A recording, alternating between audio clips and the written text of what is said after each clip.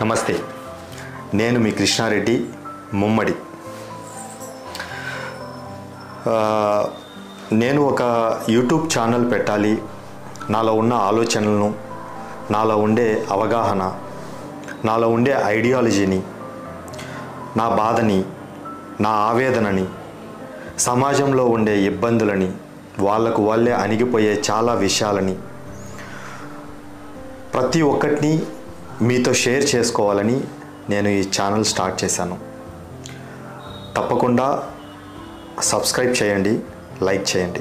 అయితే ఈ వీడియో చేసేదానికి ముఖ్య ఉద్దేశం ఏంటంటే, రాజంపేటలో మొన్న ఈ మధ్య ఎంఆర్ఓ ఆఫీస్కి వెళ్ళాను. మొన్న ఈ మధ్య అంటే 2 days అయింది అంతే. మార్నింగ్ 9:30కి వెళ్ళి 10:15 వరకు ఉన్నాను. 10:15కి వెళ్ళి ఎంఆర్ఓ ఆఫీస్లో లోనికి వెళ్ళి ఒక మాట అడిగాను. అయ్యా, 2 నెలల ముందు నేను ఒక ఆర్టీఐ ఇచ్చాను. 4-5 గ్రామాల్లో గత ప్రభుత్వంలో ఇచ్చిన అసైన్మెంట్ కమిటీ గురించి నాకు డీటెయిల్స్ కావాలని ఆర్టీఐ ఇచ్చాను. దాని గురించి మీరు ఏమైనా చెప్తారా? ఎందుకు ఇంతవరకు అప్డేట్ లేదని అని అడిగాను. వాళ్ళు ఏమన్నారంటే, నెగ్లిజెన్సీ మీకు తెలిసిందే, వాళ్ళు ఏ విధంగా రిప్లై ఇస్తారో. బట్ ఐ డోంట్ మైండ్, నాకు కావాల్సింది ఇన్ఫర్మేషనే కాబట్టి అడిగాను. వాళ్ళు ఏమన్నారంటే, బెటర్ మధ్యాహ్నం రండి అని అన్నారు. మధ్యాహ్నం ఎన్ని గంటలకు రావాలి అని అడిగాను. మధ్యాహ్నం 3 పైన అట్లా వచ్చేయండి అని అన్నారు. సరే అని చెప్పేసి 3:30కు మళ్ళీ వెళ్ళాను. 3:30కు వెళ్ళిన తర్వాత వాళ్ళు ఇచ్చిన సమాధానం ఏంటంటే, అన్న మీరు 3:30కు రమ్మన్నారు కదా, పొద్దున వచ్చాను అని చెప్తే వాళ్ళ సమాధానం ఏంటంటే, ఎవరు లేరు, ఏదో పని మీద బయటికి వెళ్ళారు, ఒక 2-3 రోజుల తర్వాత రండి అని అన్నారు.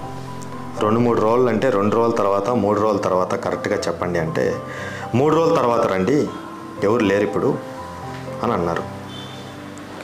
మీకు అహమా, బలుపా? మీకు తెలియదా మీకు జీతాలు ఎవరిచ్చేది? మీ ఆఫీస్కి వచ్చేది అందరూ మీకు యజమానులు. మేము మీకు జీతాలు ఇచ్చి మీ చేత మేము బాగా కథలు పడుతున్నారా? 30 రోజులకి ఇవ్వాల్సిన ఆర్టీఐ కోసము 30 రోజులు పైనుంచి సంవత్సరం తిప్పుకుంటారు, 6 నెలలు తిప్పుకుంటారు. మా భూములు రికార్డులు ఎత్తుకొని పోయి ఇంకొకరి పేర్ల మీద ఎక్కిస్తారు. రికార్డులు 3 నెలలు ఒకరి పేరు మీద ఉంటుంది, అడంగల్లో ఒకరి పేరు మీద ఉంటుంది, 1Bలో ఒకరి పేరు మీద ఉంటుంది, డీకే రిజిస్టర్లో ఒకరి పేరు మీద ఉంటుంది. మీ లబ్ధి కోసము, కేవలం మీ కుటుంబాల కోసము, కేవలం మీరు బాగుండాలనే దానికోసము మీరు ఎవరి కోసం అయితే పనిచేస్తున్నారో అది కూడా మర్చిపోయినారు కదరా. ఒకవేళ నేను ఐ డోంట్ మైండ్, మీ గురించి, మీ వ్యవస్థ గురించి తెలిసి నేను సైలెంట్గా వెళ్ళిపోయినాను. ఉండరా, మీ పని ఉంటుంది, ఇప్పుడు కాకపోయినా తర్వాత అయినా అని.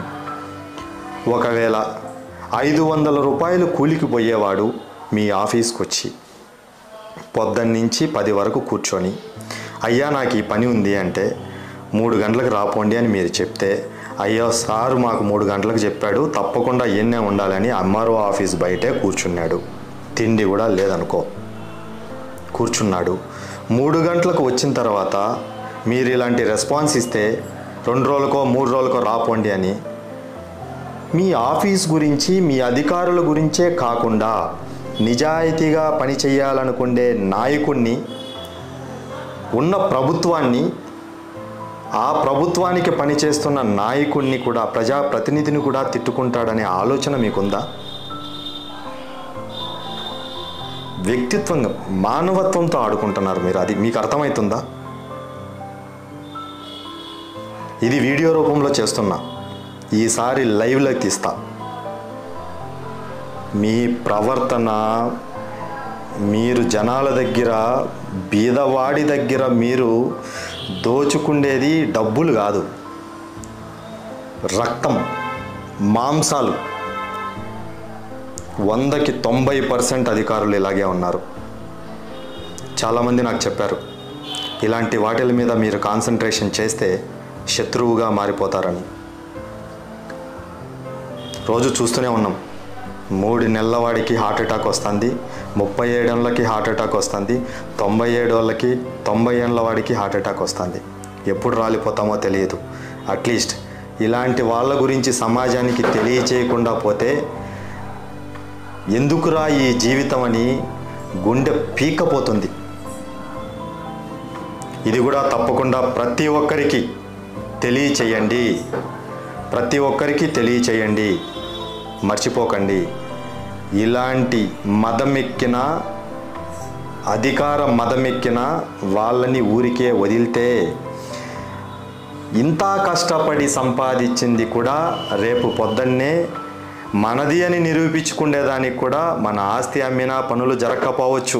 ఎందుకంటే మీరు ట్రైనింగ్ ఇస్తున్నారు కనుక. దయచేసి